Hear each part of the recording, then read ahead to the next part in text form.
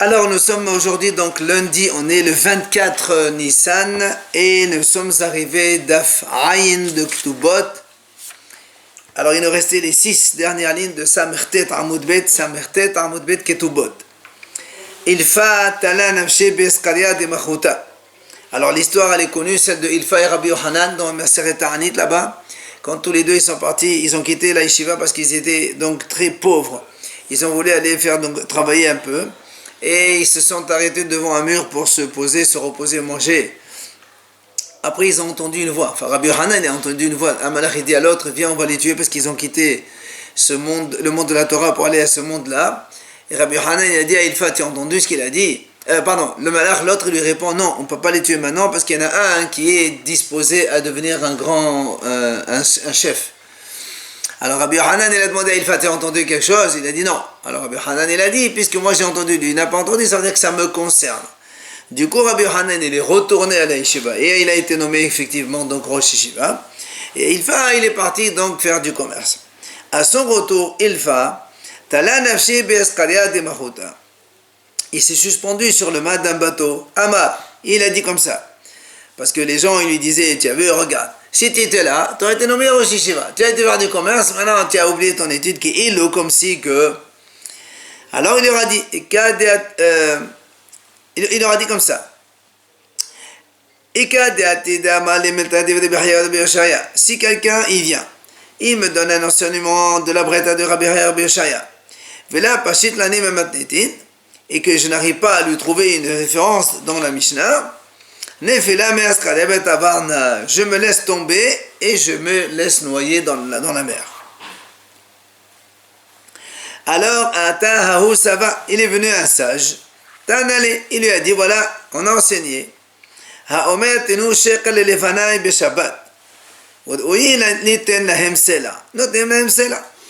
Si quelqu'un il est en train d'agoniser, ou pas obligatoirement, quelqu'un il donne un ordre, il dit à quelqu'un de responsable, tu donneras à mes enfants shekel beshabbat, c'est-à-dire un shekel pour dépenser, pour se nourrir par semaine. Et la Gemara dit, là-bas ça ne suffit pas le shekel, il faut sela c'est 2 shkalim. Alors la Gemara dit, on leur donne un sela, malgré le fait que celui, donc le père, qui a laissé donc une sorte de tzava'a, testament, pour donner à ses enfants shekel par semaine, et bien si on voit que ça ne suffit pas, on leur donne cela, c'est pas grave, le double.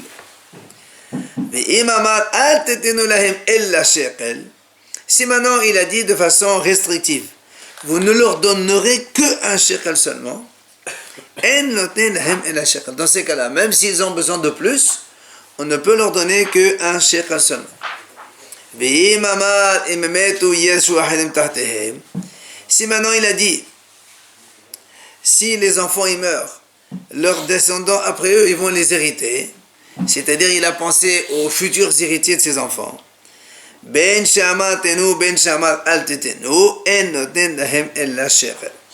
Qu'ils disent donner, comme il a dit au début, donner, qu'on a vu que c'est pas suffisant, on a dit tout à l'heure, et il leur donne un peu plus. Dans ce cas-là, il dit non. Parce que comme il a dit, il a pensé aux futurs héritiers, machma que dans sa tête, quand il donne une somme, ce sera ça et pas plus, parce qu'il pense à autre chose. Dans tous les cas, seulement.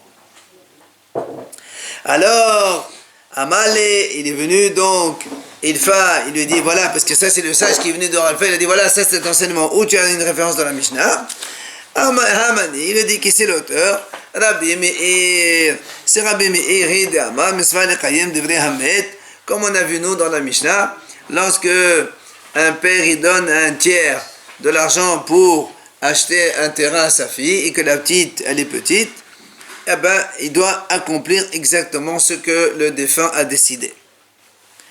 Amar Rav Hazda Amar Mor Uqba, il a dit Rav Hazda au nom de Mor Uqba, Hilcheta la halacha. Ben shamatenu ou ben shamat altetenu noten lahem kol sodkam. Donc il dit en fait, c'est pas comme on vient de dire maintenant, que le père il dit de façon simple, donc donnez-leur un shekel. alors qu'ils ont besoin de plus, ou qui le disent de façon restrictive, vous ne leur donnerez que un shekel par semaine, eh bien on leur donnera quand même ce dont ils ont besoin, même si c'est plus. Alors la Gemara dit, mais pourtant,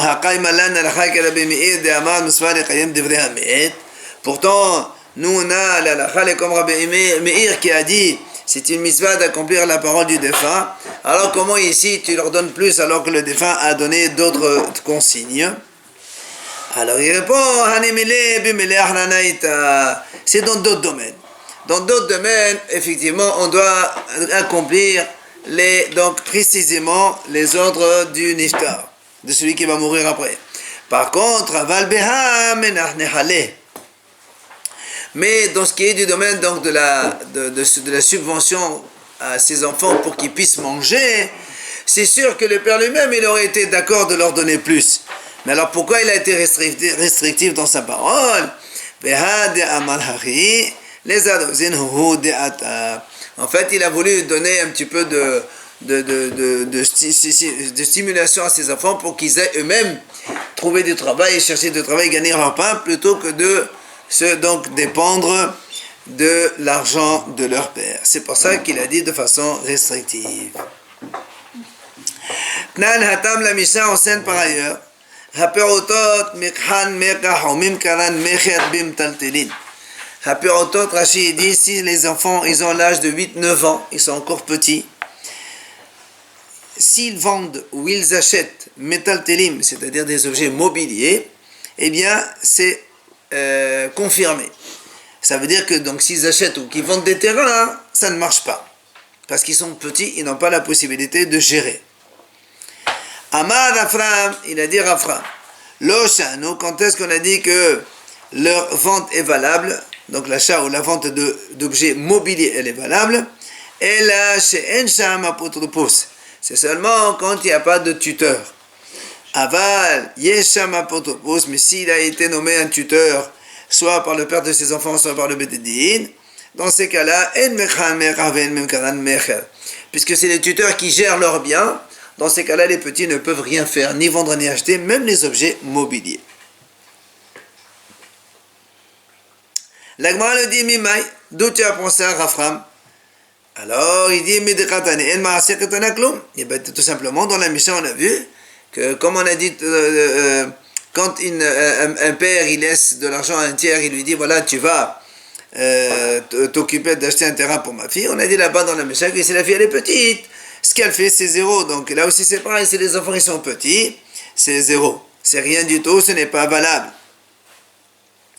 Alors, on m'a dit, peut-être que c'est pas pareil. Peut-être,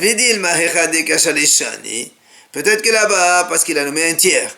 Et donc, quand on a donné des ordres à un tiers, il est obligé de faire ce qu'on lui a demandé.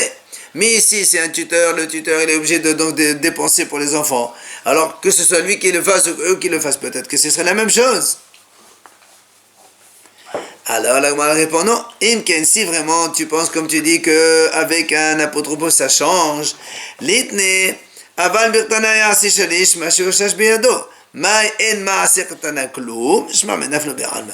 Parce que si vraiment, comme tu penses qu'avec un apotropos, ça aurait marché, alors on aurait dû dire dans le cas du tiers, dans notre Mishnah, que le tiers, il fera ce qu'on lui a demandé, mais pas comme la Mishnah a dit, la petite, ce qu'elle fait, c'est rien.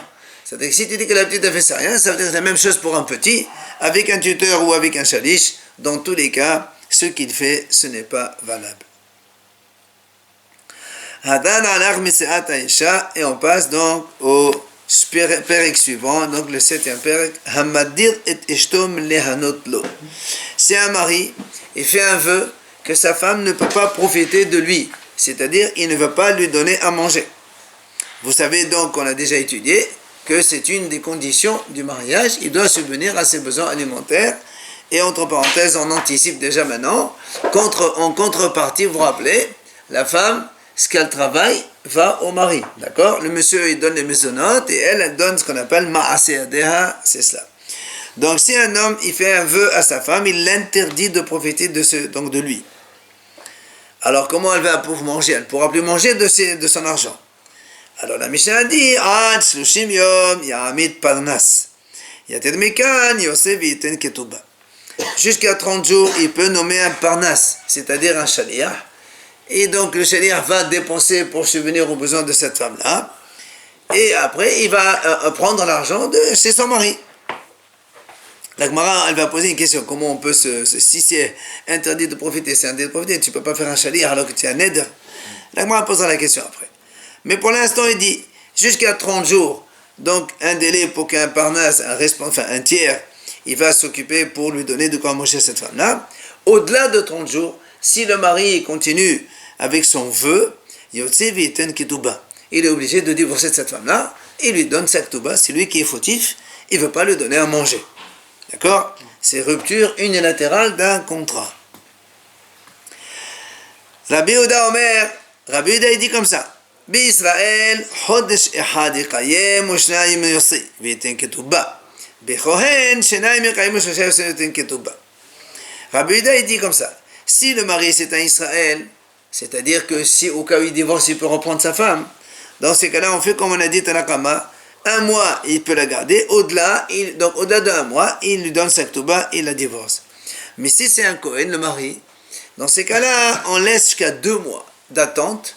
Si après 2 mois, le mari continue dans son vœu et qu'il interdit, après 2 mois, évidemment, il la divorce et tant pis, il ne pourra plus la reprendre. Ça, c'est le premier cas de la Mishnah. Deuxième cas, si un homme, il fait un vœu à sa femme, Rachid dit, dans ce cas-là, c'est la femme qui a fait un vœu, et le monsieur, il n'a rien dit, il n'a pas annulé son vœu. Elle a fait un vœu de ne pas manger un fruit, par exemple. D'accord? Là aussi, Yosef était une ketouba. La Mishnah elle dit, si il lui a laissé le vœu, il n'a pas annulé son vœu, il doit la divorcer, il lui donne sa ketouba. Parce qu'il aurait pu annuler son vœu, il ne l'a pas fait. Mais elle a juste dit de ne pas manger un fruit. Oui. Un fruit dans c'est rien ça. Oui, mais c'est quand même un vœu. Elle va être privée de cela. Il n'y a pas de raison, alors que lui, il aurait pu très bien l'annuler, il n'a pas fait. Ça remet pas en cause le mariage. Non. Alors pourquoi il a dit divorce? Non, ça veut dire que si il n'annule pas, ça veut dire qu'il veut que sa femme soit privée de ce fruit-là. Or, comme il est obligé de lui donner tout ce qu'elle veut à manger. C'est un petit peu lui, un petit peu en cause. On va voir un peu dans la Gemara par la suite comment ça se passe. Rabbi Yehuda Omer. Là encore, Rabbi Yehuda il fait donc une petite nuance.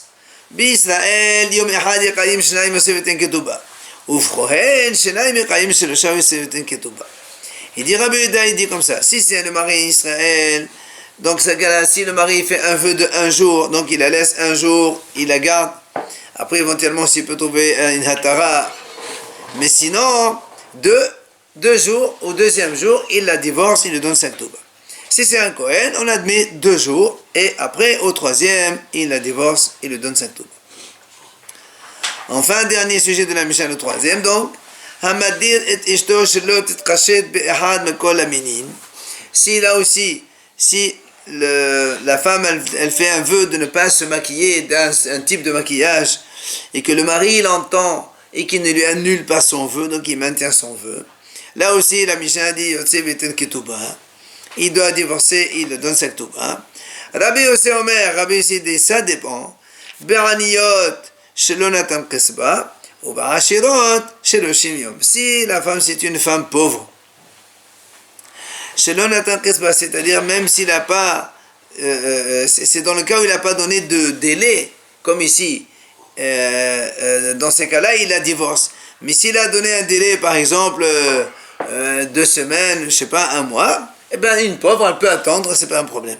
Par contre, pour une riche, Shoshim Yom, c'est le maximum. Délai maximum pour une riche de ne pas se maquiller, c'est 30 jours. Donc si le mari, il la garde plus que 30 jours, qu'elle soit privée de se maquiller à cause de ce vœu-là, dans ces cas-là, il la sort et il lui donne sa ketouba. Alors maintenant, on revient dans la Gemara au premier sujet. On a dit que si l'homme il fait un vœu à sa femme de ne pas lui donner à manger, il interdit sa femme de son argent pour qu'elle ne puisse pas manger de lui. On a dit donc, jusqu'à 30 jours, il nomme un responsable, un tiers pour le faire, et au-delà, il donne la ketouba. La Gemara pose une question, comment? Kol kimene de mafral al shaboda. Moi, je comprends pas. C'est là, ça fait partie du contrat de l'Aktuba. Dans le contrat, le mari s'engage à nourrir sa femme. Comment aujourd'hui il vient et dit voilà, j'interdis à ma femme de se nourrir de mon argent. Ça fait partie du contrat de l'Aktuba, ça. Est-ce que Kol kimene, chacun il fait ce qu'il veut pour se dégager d'une responsabilité que les Haramim l'ont déjà engagée? Ve'atnan, pourtant il y a une Mishnah qui dit on a dit, il y a une Mishnah qui dit comme ça. Si une femme a dit, voilà, je fais un vœu de ne pas travailler pour toi. Que la femme, quand elle travaille, elle ne donne pas l'argent au mari. Nous, on a dit là-bas dans les Mishnah, et non, ça les affaires, le mari n'a pas besoin d'annuler. Pourquoi? Là aussi, c'est pareil. Parce que c'est automatique. Le mari s'oblige à donner les maisonnettes à sa femme. Et la femme en contrepartie s'oblige à donner le fruit de son travail au mari. Donc la femme, elle ne peut pas dire du jour au lendemain, je fais un vœu de ne pas leur donner l'argent de mon travail à mon mari. Ça ne marche pas. Alma, donc tu vois bien que... Tu vois bien que la femme elle-même, puisqu'elle est asservie dans ce domaine à son mari, de lui donner le fruit de son travail, donc elle ne peut pas faire un vœu dessus. Alors à Hanami, là aussi pour le mari c'est la même chose. D'accord? Puisque le mari il est asservi, donc il est obligé de donner les maisonnettes à sa femme, il ne peut pas du jour au lendemain se dégager et dire non, moi je ne veux pas me nourrir, j'ai fait un vœu de ne pas la nourrir, ça ne marche pas.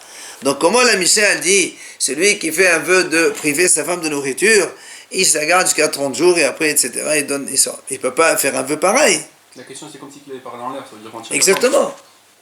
Exactement, tu ne peux pas te dégager d'un engagement que les Haramim t'ont donné. C'est comme si quelqu'un fait un vœu de ne pas mettre les tefilines ou autre chose, c'est pas possible. S'il veut vraiment plus, le mariage il tient plus. Mais non, mais c'est pas une mariage, il tient plus. Ça fait partie des conditions de mariage, ça. La divorce tout de suite. Donc pourquoi 30 jours, c'est ça? Non, de quel droit il fait ça? C'est son épouse. Ben, s'il veut divorcer, il n'a qu'à divorcer. Mais le vœu, il marche, il tient pas. Alors, la Gemara répond. Et là, tu sais pourquoi? Mais torsi achololoma la se emaase adar bemzonotayer. Naasa ke ome la se emaase adar bemzonotayer. Alors, la Gemara répond, dit comme ça. Là aussi, on a vu cette idée-là. On a dit que l'homme, il peut dire à sa femme, tu sais quoi, le fruit de ton travail, tu te le gardes, et moi, je ne te donne pas à manger. Bon, après, on a vu ça. D'accord? Si le mari dit, voilà, je ne te nourris pas, et toi, ton argent, tu vis de ton argent, il n'y a pas de problème, ça marche. Alors, on considère ici, la c'est-à-dire le mari qui fait un vœu à sa femme de l'interdire de profiter de lui, c'est comme si qu'il lui dit, on fait comme ça. Il lui dit, voilà, tu sais, à partir d'aujourd'hui, ton argent de travail, tu te le gardes, tu vis avec, et moi, je ne te donne pas à manger. Donc, il peut. Il perd l'argent de sa femme. Il n'a plus le droit d'y toucher. Oui, évidemment. C'est pour ça qu'il peut l'interdire de ce... Voilà, c'est ça. Alors, la Gemara pose une question. Si maintenant, Ravuna, est-ce qu'il a dit au nom de Rav, ça marche? Qu'est-ce qu'il a dit?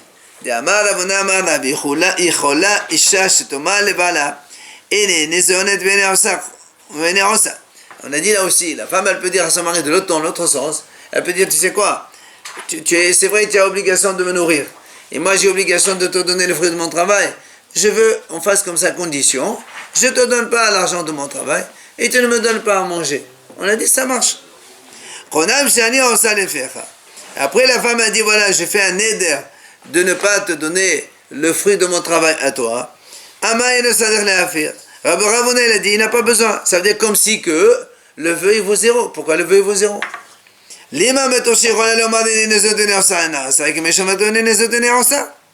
la même façon qu'on a dit ici, puisque le mari il peut dire à la femme, je ne te nourris pas et je ne prends pas ton argent de travail, c'est pour ça qu'il a pu lui faire un vœu. Là aussi le vœu de la femme il serait valable, c'est-à-dire quand elle lui dit le fruit de mon travail il est interdit pour toi, ça devrait marcher.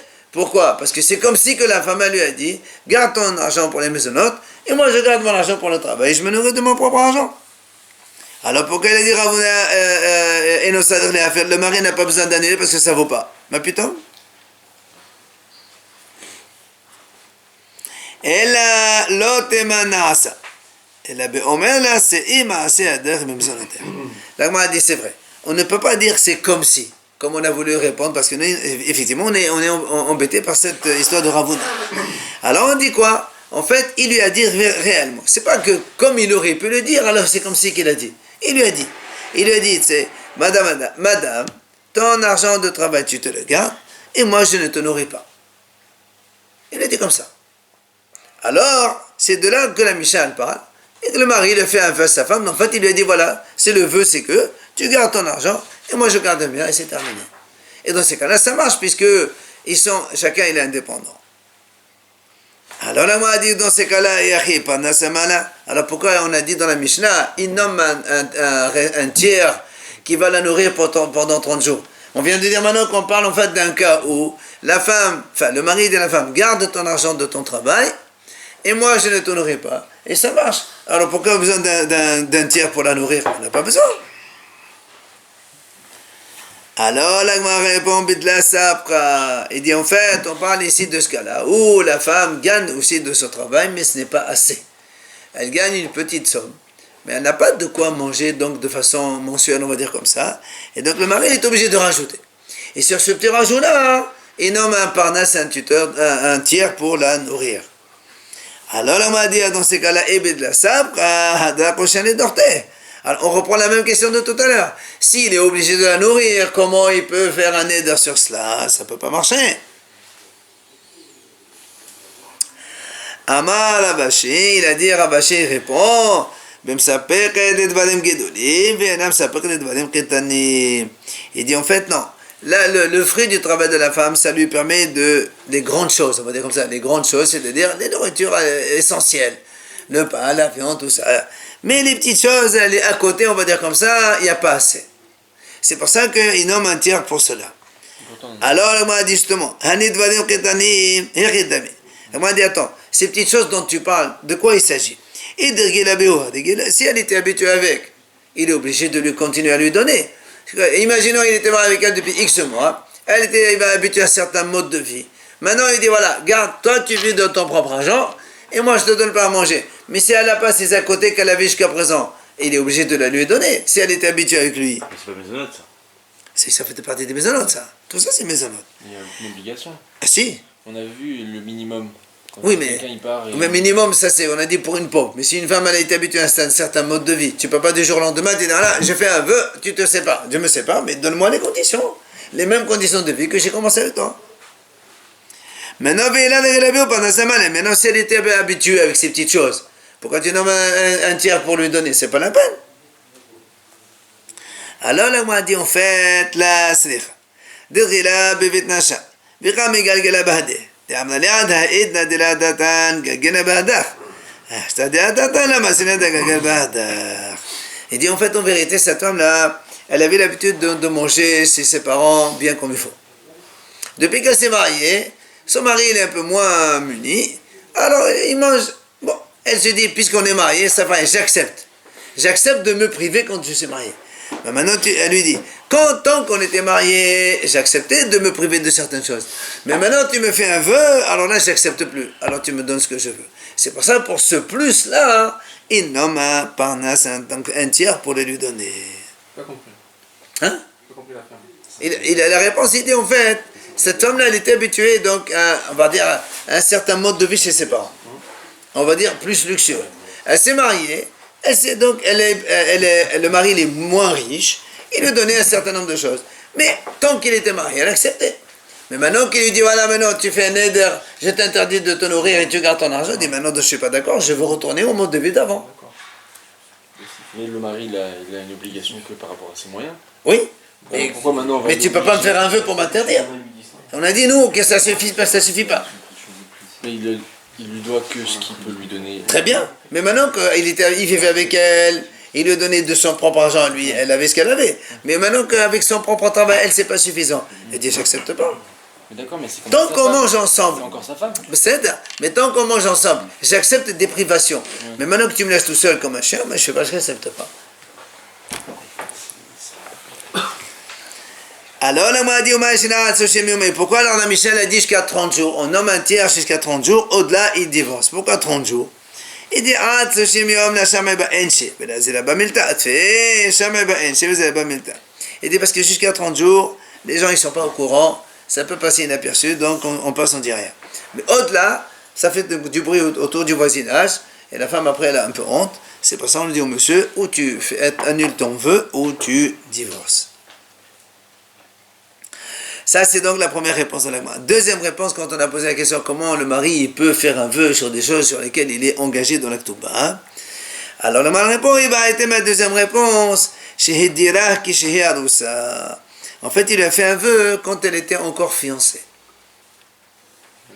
Oui. Après, c'est-à-dire, elle était fiancée, et il dit, voilà, je fais un vœu de ne pas te nourrir. La Gemara dit, alors ça m'est maisonné. Où on a vu qu'un homme, un fiancé, il est obligé de nourrir sa fiancée. Pendant, vous vous rappelez, on a dit dans la première message, 12 mois, voilà, 6 mois après fiançailles, il n'est pas obligé de la manger. Il n'y a pas 12 mois. Justement, la Gemara dit, chez Giazman, on parle de cette période justement où les 12 mois ils sont écoulés, et le mari ne peut toujours pas faire la roupa. Alors là, on a dit, il est obligé de la nourrir. Il a fait un vœu de ne pas la nourrir. Dites-nous, comme on a vu dans la Mishnah justement, c'est on parle de ce cas-là en fait, qu'il a fait un vœu, alors on dit monsieur, ou tu lui donnes, comme on a dit dans la Mishnah 30 jours, sinon tu la divorces.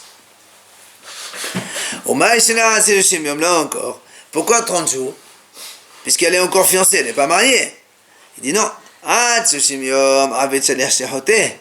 Il dit parce qu'on est sûr quand on donne un tiers de faire on va dire une mission, jusqu'à 1 mois on peut compter sur lui. Au-delà d'1 mois, après il se relâche, il ne fait pas comme il faut, alors on n'accepte pas. Enfin, la Gemara donne une troisième réponse. On peut te dire aussi, il a fait un éder quand elle était fiancée. Et après elle s'est mariée. Et en même temps qu'elle s'est mariée, le nez il continue à couler. Alors on va dire dans ces cas-là, alors qu'est-ce que tu veux maintenant? Pourquoi tu dis que de cas droit il fait un vœu? Mais s'il a fait un vœu quand elle était fiancée, et après elle a accepté de se marier malgré le fait que le mari lui a fait un vœu de ne pas donc le donner à manger. Alors qu'est-ce que tu veux maintenant? Elle m'a dit non.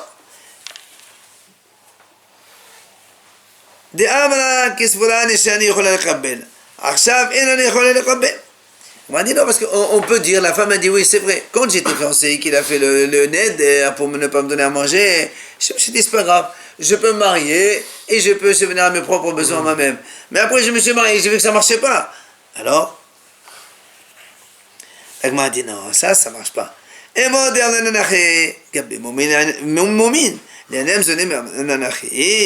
elle m'a dit non, ce prétexte-là que je pensais que j'allais pouvoir supporter, mais maintenant que je me suis marié, je n'arrive pas à supporter, ça ne marche pas dans l'alimentation. Est-ce qu'une femme a dit, je pensais supporter ne pas manger? Ça n'existe pas ça. Ça existe seulement dans les moums. C'est-à-dire, un homme, il se marie avec une femme. Oui, elle a un défaut. Ou bien la femme, elle se marie avec un monsieur qui a un défaut. Au début, elle dit, moi je pensais que je pouvais vivre avec lui avec ce défaut. Maintenant, je vois que je ne supporte pas. Ça peut annuler le mariage. Mais pour la nourriture, ça n'existe pas. La nourriture, tu sais bien que tu ne vas pas manger. Alors, donc, il n'y a pas de dire, je pensais que... Elle pensait pouvoir souvenir ses besoins, c'est ça? Oui, mais c'est pas pareil quand quelqu'un dit... quand quelqu'un il a un défaut, tu le vois en face de toi en permanence toute la journée. C'est un peu délicat. On s'habitue au défaut aussi. Ah, ça dépend. Tu peux t'habituer, tu peux ne pas aussi supporter. Donc on reprend les deux premières réponses qu'on a dit tout à l'heure. D'accord? Soit que sur le plus que la femme, elle était habituée sur les petites choses et qu'elle n'a plus aujourd'hui. Soit qu'elle était fiancée tout simplement. Alors là, on pose une question sur donc la raison, on a dit tout à l'heure, un monsieur il fait un vœu de ne pas nourrir sa femme. On a dit dans la Mishnah, qu'est-ce qu'il fait? Il nomme un shalia. On m'a dit, c'est quoi ce vœu-là? Pardon. Au fanas, là, on m'a dit comment? Et le fanas, il ne fait pas la shihout du monsieur. Et c'est quoi ce vœu alors? C'est comme si quelqu'un il fait un vœu. Ah ouais, il dit à l'autre, voilà, je fais un vœu de ne pas te donner rien de chez moi. Et après, il donne à quelqu'un d'autre, il va lui donner. Ça marche pas, c'est pas un vœu, ça. Alors, Amar Ravuna, Be'omer, Kol Hazan Eno Mafsid. Ravuna, il dit, il corrige, il dit, c'est pas qu'il voit quelqu'un et lui dit, va nourrir ma femme. Ça, c'est sûr que c'est un saut. Si tu as fait un vœu, tu ne peux pas faire ça. Alors, qu'est-ce qui se passe? En fait, il dit comme ça, Kol Hazan Eno Mafsid. Il parle, comme ça, il dit, celui qui nourrit ma femme, il ne perd pas. Il y avait un côté qui a entendu, il dit, je vais nourrir. Après le mois, j'adresse la note, paye. Et là, dans ce cas-là, ça marche. Alors, la Gemara dit non, comment tu dis que ça marche? Même de cette façon, tu dis que c'est pas un shaliach. Pourtant, nous on a vu, dans une Mishnah, c'est marqué comme ça. Mishaya Mouchar Babor. Il y avait un monsieur qui est tombé dans un trou profond. Viens, il sait qu'il va mourir. Quand la Shomea Kolo, Irtov Get, Neshto. Celui qui entend ma voix, il dit, il écrit un guet à sa femme, il a donné le nom de sa femme, son nom à lui, il dit, voilà, si quelqu'un il entend ma voix du fond du trou, qu'il écrive. Il n'a pas nommé un shaliach. Il a dit, celui qui entend, ça marche.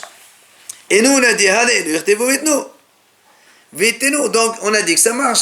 Tu vois bien qu'un shaliach, même de cette façon anonyme, ça marche. Alors, comment tu me dis, ici, le monsieur a dit, celui qui va nourrir ma femme, il n'a pas perdu. Ben, c'est un shaliach. Ça marche ça, ce truc qui tombe dans un trou? Oui, ça marche. Quelle preuve il y a qui est tombé dans le trou?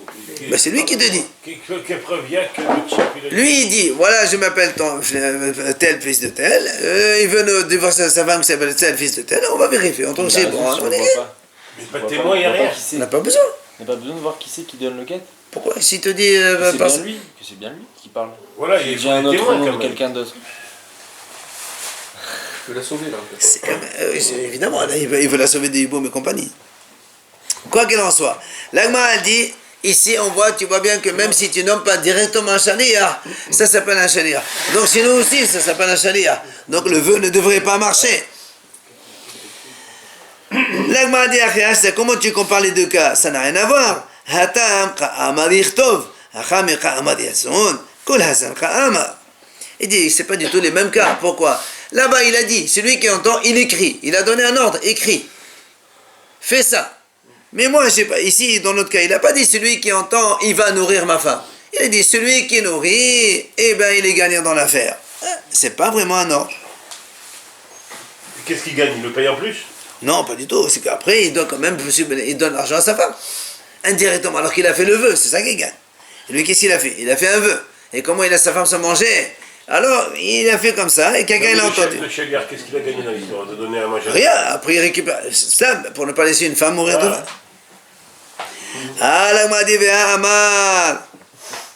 Rabbi Ami, Bedeka et Loma, Kol HaMechaben HaMafsid, Bedeka Lemaotima, Ila Lemaotika Igvana. La Gemara dit, pourtant, nous, on a vu dans Shabbat, Rabbi Ami, il a dit comme ça, seulement dans un cas d'incendie, on a le droit à Shabbat de dire, Shabbat, on n'a pas le droit d'éteindre un incendie quand il n'y a pas de danger vital. Mais tu n'as pas le droit de dire un goy vient éteindre non plus. Qu'est-ce qu'on dit? Celui qui éteint, il gagnera. Mais que dans Shabbat, on a le droit de dire ça. Ça veut dire, ici chez nous, on n'a pas le droit. Pourquoi? Ça fait ton shaliach. Donc ça revient à la même question encore de nouveau. Alors moi, dit non. Là, les morts étaient à l'Esfodim de Shabbat. Et dit, toi, tu as cru que l'idée de Shabbat exclut ce cas-là. Mais c'est pas ça, pas du tout. L'édit de Shabbat là-bas, c'est pour te dire que ce cas de l'incendie exclut toutes les interdictions de Shabbat. Il n'y a que en cas d'incendie qu'on peut dire cette phrase. Celui qui est éteint, il gagnera. Mais tu ne peux pas dire celui qui me fait à manger, il va gagner. Ça ne marche pas, ça. D'accord? Mais ça veut dire que chez nous, ça marche. C'est pas un shaliach. Mais Rabba, il objecte. Si quelqu'un il a fait un interdit de profiter de son prochain. Il voit que l'autre, le pauvre, il n'a rien à manger. Il est resté à l'islam.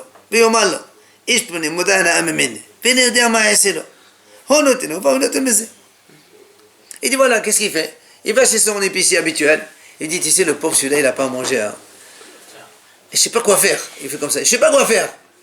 Alors, qu'est-ce qu'il fait? La Gemara dit, le commerçant, il donne à ce monsieur. Donne. Après, il adresse un autre au premier. Il dit, tu vois bien? Tu vois bien, il n'y a que comme ça où c'est permis. Donc, mais celui qui dit, celui qui nourrit ma femme alors qu'il lui a fait un vœu, ça ne devrait pas marcher. Alors, il dit non, pas du tout, le contraire. La mevayacham, non seulement l'homme, le contraire. Non seulement le cas où un homme dit comme ça, celui qui nourrit ma femme, il n'a pas précisé qui. Celui qui vient d'Alma, n'importe lequel, il n'a pas gagné. Il n'a pas nommé un shaliach véritable. Mais ici,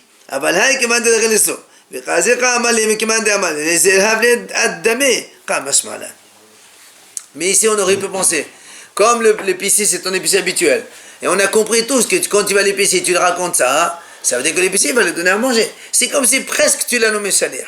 Et malgré tout, on te dit que c'est motard. C'est bien, il fait du chesed, je vois pas où il est le. Il a fait un vœu. Mais il sort de l'épicier. Mais c'est le vœu, il a fait un vœu contre quelqu'un. Il a payé, tu mets un moment ou un autre. Tu fais un vœu à quelqu'un, tu dis voilà, il jure de ne plus lui donner un sou. Après, tu vas en train de mourir de faim. Qu'est-ce que tu fais? Ça te fait pitié. Tu parles, tu n'as pas le droit de donner. Alors tu dis, tu peux aller chez ton épicier, l'épicier donne. Après, tu vas te payer l'épicier. Ouais, donc il aura rempli ses obligations, le mari. Non, on parle. Malgré le fait qu'il ait fait un vœu. Oui, c'est pour ça qu'on est en train de dire que la zane et le mafsid, ça marche aussi. Goufa. Elle revient sur cette même idée. Hamodana Mehavero, celui qui a fait un vœu, donc interdire de profiter son ami de lui. Et l'autre, il n'a pas de quoi manger. C'est notre idée de maintenant. Il va chez l'épicier habituel. Il lui dit, tu sais, ce monsieur, j'ai fait un éder contre lui. Maintenant, le pauvre, il ne sait pas quoi faire. D'accord. Alors l'autre, il comprend. On l'hôtel, l'épicier lui donne. Après, on va au hôtel, il vient chez le monsieur, il dit, allez, tu me payes, la note, elle est là. Ou encore une autre idée. Si un monsieur, il a une maison à construire, et une barrière à construire, ou un champ à moissonner, et là aussi, lui, il veut l'aider, mais il a fait un éder contre lui. Qu'est-ce qu'il fait? Il va chez ses ouvriers à lui, le monsieur. Il leur dit, vous savez, le pauvre, ce monsieur-là, il a une maison à construire, il a une barrière à construire, un champ à moissonner, mais il est interdit de profiter de moi, je ne sais pas quoi les faire. Alors qu'est-ce qu'ils font? Et non, c'est d'amour, ils vont faire pour lui. Ou bien après il va dire, tu nous payes le salaire de la journée. C'est lui qui paye. Et donc on a dit, voilà, ça marche aussi. Ou encore, il y a deux messieurs qui marchaient dans la rue, enfin dans la route.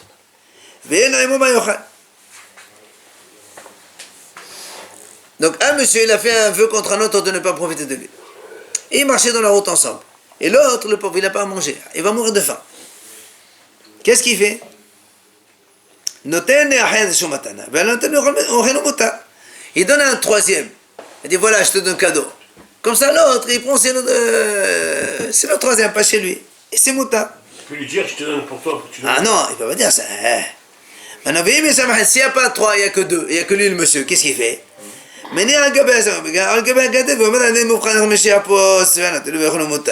Il pose ça sur un rocher ou sur une pierre ou sur n'importe quoi. Il dit voilà, ça c'est frère, j'abandonne tout ça. Celui qui veut, il vient manger. L'autre, il a compris, eh ben, il va manger. Et on lui dit, ça, c'est permis. S'il sauve la vie quand même, s'il va mourir de faim. Monsieur, quand on fait un vœu, on fait un vœu. Il va mourir, le mec. Oui, on n'est pas en train de dire qu'il y a Pekor Hanef. C'est sûr qu'il y a ici, il y a Pekor Hanef, toutes les interdictions s'en vont. La Gemara dit quand même, Rabbi Yossi, il n'est pas d'accord avec ce cas-là. Oui.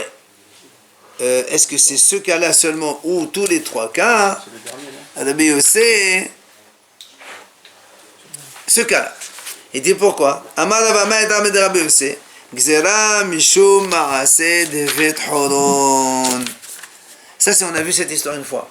On l'a vu avant. C'est un monsieur il a fait un vœu contre son père, de ne pas venir dans sa maison. Il a interdit à son père de mettre les pieds à la maison. Il n'a pas le droit. Comment c'est pas le droit? Son père. Il a fait un vœu, c'est un vœu. Il a manqué de kavod, mais il a fait un vœu quand même. Et un jour, il devait marier son fils, sa fille. Et comment? Son père ne peut pas venir. Qu'est-ce qu'il fait? Il dit à son voisin, écoute, dans ma maison, elle t'est offerte pour toi, cadeau. Alors l'autre, il fait, ah très bien, alors moi je veux sanctifier ma maison, Beth Amikdash, je leur donne cadeau Beth Amikdash. L'autre il dit, non monsieur, je ne t'ai pas donné ça pour ça. Rabbi ici, il dit, l'autre il dit, attends, tu veux faire des interdictions sur mon dos? J'accepte pas monsieur. Tu veux me donner soi-disant cadeau pour que ton père juste il vienne mettre les pieds dessus. Alors Rabbi ici, il dit, là aussi ça marche pas.